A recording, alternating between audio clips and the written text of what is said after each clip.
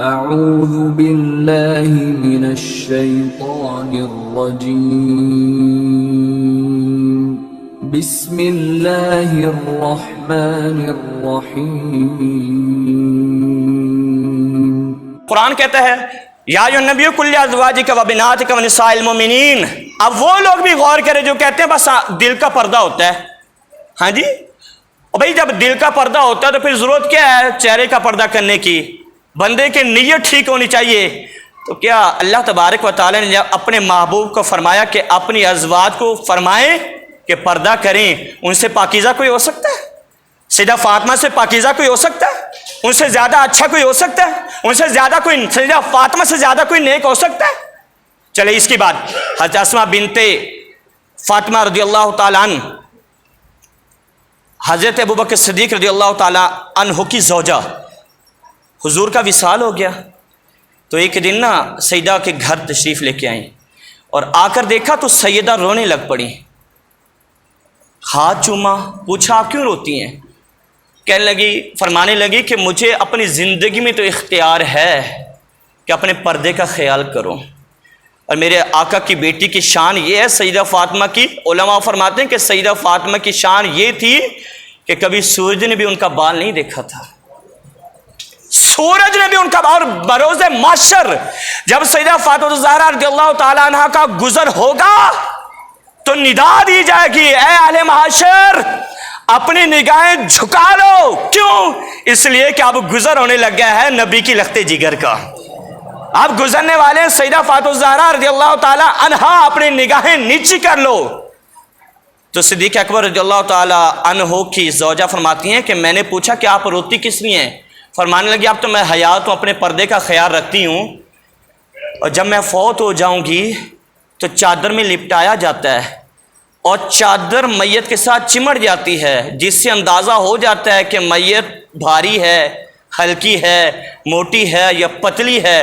مجھے فکر یہ ہے کہ میں یہ نہیں چاہتی کہ کوئی مجھے اس حالت میں بھی دیکھ کر اندازہ لگائے کہ فاطمہ کمزور تھی یا طاقتور تھی۔ تو حضرت اسماء رضی اللہ تعالیٰ عنہ فرمانے لگی کہ آپ پریشان نہ ہوں، میں نے حبشہ کے اندر دیکھا ہے کہ جب میت کو لایا جاتا ہے تو میت کے چاروں جانب لکڑی گاڑی جاتی ہے، وہ جو چار پائی ہوتی ہے چاروں سمت کے اندر، اس کے اوپر کپڑا ڈال دیا جاتا ہے، کوئی اندر والی چادر کو بھی نہیں دیکھ سکتا۔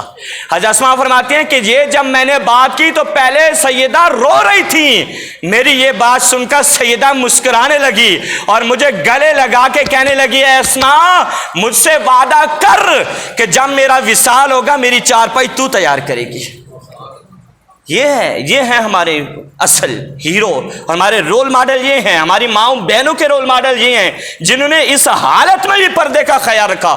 اور ایک بڑھیا کے بارے میں نہیں آتا، اس کا بیٹا، جواں بیٹا شہید ہو گیا، جواں بیٹا جب شہید ہوا نا تو میرے آقا کے پاس اس کی خبر لینے کے لیے آئی۔ کس حالت میں آئی؟ نقاب اوڑھا ہوا تھا۔ حالانکہ جب بندے کو غم ہو، وہ بھی بیٹے کا غم ہو، دکھی ہو بندہ، تو بعض کا شرعی تقاضے مس ہو جاتے ہیں، چھوٹ جاتے ہیں۔ وہ جب آئی اس نے چادر بھی اوڑھی ہوئی تھی، نقاب بھی کیا ہوا تھا، تو کسی نے پوچھا اے اماں جان آپ کو اس حالت میں بھی اپنے پردے کا وہ ہے خیال ہے؟ تو انہوں نے کمال جملے کہے، انہوں نے کہا جب تیرا بیٹا فوت ہو گیا، وہ کہنے لگے تیرا بیٹا فوت ہو گیا تجھے پھر بھی خیال ہے؟ تو کہنے لگی میرا بیٹا فوت ہوا ہے، میری حیا ابھی تک فوت نہیں ہوئی ہے۔ اور یاد رکھ قرآن نے فرمایا یا ایھا النبی قل لازواجک و بناتک و نساء المؤمنین یدنین علیہن من جلابیبہن، اے نبی محترم آپ اپنی ازواج کو فرما دو، و بناتک اپنی بیٹیوں کو فرما دو، کیا و نساء المؤمنین اور ساری مومن عورتوں کو فرما دو، یدنین علیہن من جلابیبہن کہ اپنے چہروں کے اوپر پردہ کر کے رکھا کریں،